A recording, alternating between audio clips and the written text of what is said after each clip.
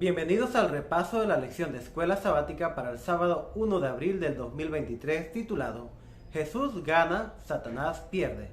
El versículo para memorizar lo encontramos en el libro de Apocalipsis capítulo 12 versículo 17 que dice así: Entonces el dragón se airó contra la mujer y fue a combatir al resto de sus hijos, los que guardan los mandamientos de Dios y tienen el testimonio de Jesús. Esta lección está basada en los siguientes libros: en el libro de Apocalipsis 12, Efesios 5, 25 al 27, Filipenses 3, 9, Daniel 7, 25, Apocalipsis 13, 14 al 17. Introducción a la lección.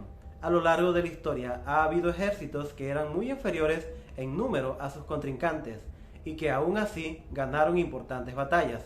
Nosotros también estamos en una batalla de vida o muerte con un enemigo astuto.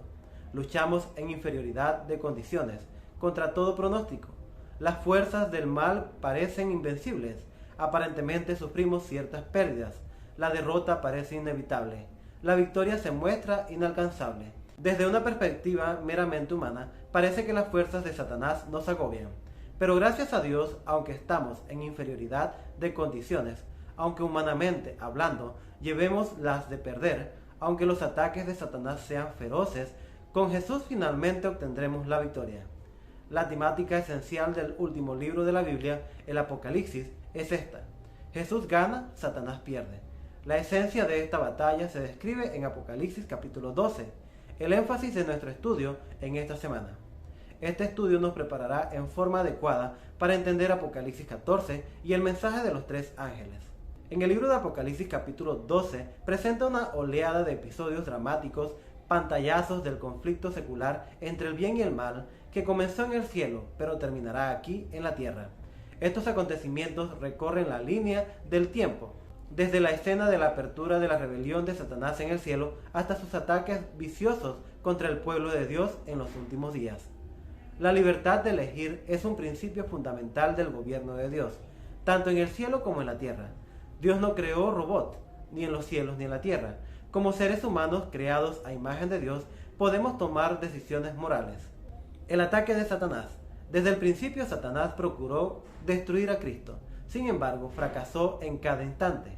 En el nacimiento de Cristo, por ejemplo, un ángel advirtió a José y a María de los planes viciosos de Herodes y huyeron a Egipto. Jesús se enfrentó a las tentaciones más acuciantes de Satanás en el desierto con un escrito está, y por ende halló protección en la palabra de Dios. Al morir en la cruz, reveló la magnitud de su amor y nos libró del castigo de la condenación del pecado. Mediante su resurrección, como nuestro sumo sacerdote viviente, nos libera del poder del pecado en nuestra vida. En la Biblia, la vara es un símbolo de dominio o gobierno. Una vara de hierro es símbolo de un gobierno inquebrantable, todopoderoso e invencible. Jesús enfrentó cada una de las tentaciones que enfrentamos nosotros, pero resultó vencedor. El diablo es un enemigo derrotado. Cristo ha triunfado sobre él mediante su vida, su muerte y su resurrección. Como Jesús ya ha derrotado al diablo en la cruz del Calvario, nosotros también podemos ser victoriosos. La victoria de Cristo sobre Satanás fue completa, pero el gran conflicto entre Cristo y Satanás aún no ha terminado. Aceptemos la victoria de Jesús. Como bien lo presenta la Biblia, Jesús nunca ha perdido una batalla con Satanás. Él es el conquistador poderoso, el vencedor sobre los poderes del mal. Una cosa es creer que Jesús obtuvo la victoria sobre las tentaciones de Satanás. Otra muy distinta es creer que la victoria de Cristo es también nuestra victoria. Vamos a leer Apocalipsis capítulo 12 versículo 10. ¿Cuánto aliento debería infundirte el hecho de que tu acusador ha sido arrojado? En Apocalipsis 12:10 dice así: Entonces oí una gran voz del cielo que decía: Ahora ha venido la salvación, el poder y el reino de nuestro Dios y la autoridad de su Cristo, porque ha sido lanzado fuera el acusador de nuestros hermanos, el que los acusaba delante de nuestro Dios día y noche. Aunque la batalla todavía continúa en la tierra, Satanás ha perdido punto. Esto se aplica no solo a la victoria final de Cristo, en el punto culminante de la historia humana, sino también a nuestra batalla con los principados y las potestades del mal en nuestra vida personal. Algunos cristianos viven frustrados. Desean obtener la victoria sobre alguna actitud o hábito, pero no llegan a comprender la realidad de la victoria de Cristo por ellos en su vida personal.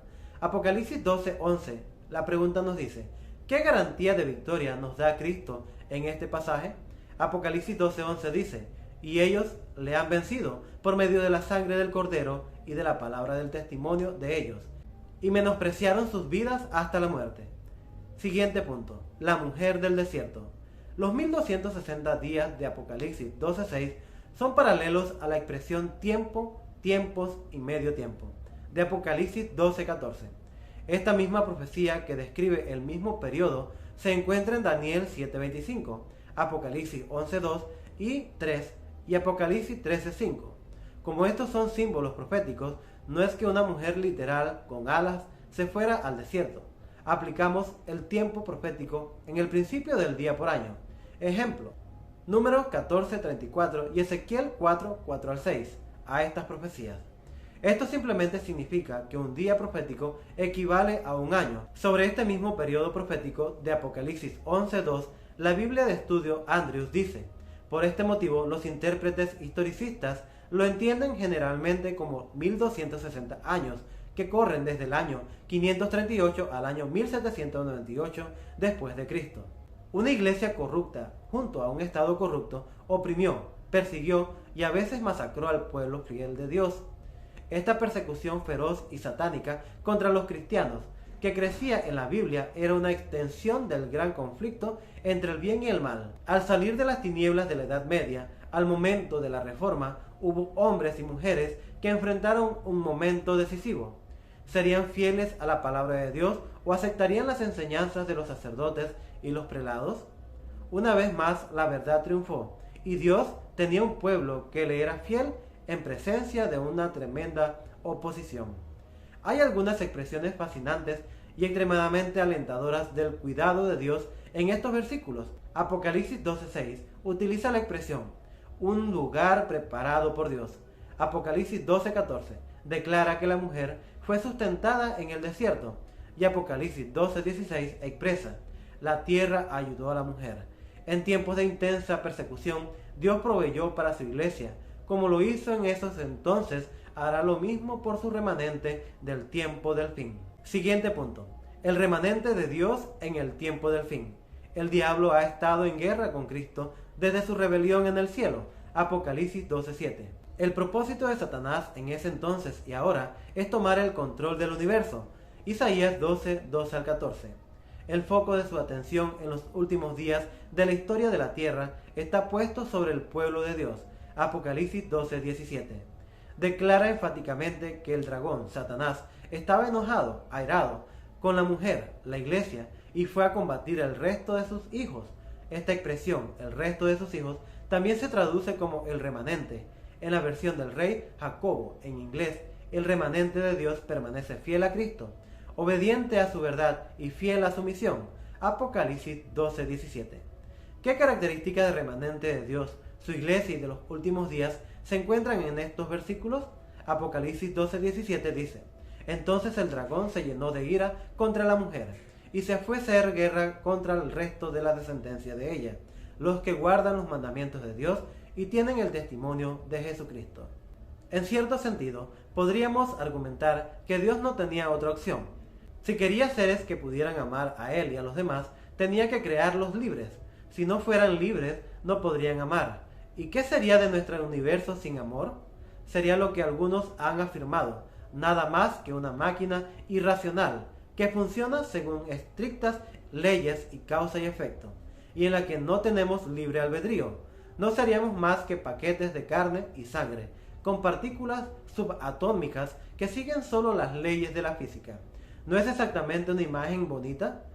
Tampoco representa lo que sabemos que es verdad de nosotros mismos. Quien de nosotros piensa, por ejemplo, que nuestro amor por nuestros padres e hijos o cónyuges no es más que una configuración de átomos, siendo la ley del amor el fundamento del gobierno de Dios. La fidelidad de todos los seres inteligentes depende de su perfecto acuerdo con los grandes principios de justicia. Dios desea de todas sus criaturas el servicio por amor, servicio que brota de un aprecio de su carácter. No haya placer en una obediencia forzada y a todos otorga libre albedrío para que puedan rendirle un servicio voluntario. Mientras todos los seres creados reconocieron la lealtad del amor, hubo perfecta armonía en el universo de Dios. Cumplir los designios de su Creador era el gozo de las huestes celestiales. Se deleitaban en reflejar la gloria de Dios y en manifestarle alabanza, y mientras el amor de Dios fue supremo, el amor de unos por otros fue confiado y desinteresado. No había nota de discordia que echara a perder las armonías celestiales. Patriarcas y Profetas, página 12 y página 13. Gracias por haberte quedado con nosotros en el repaso de la lección de escuela sabática para este sábado.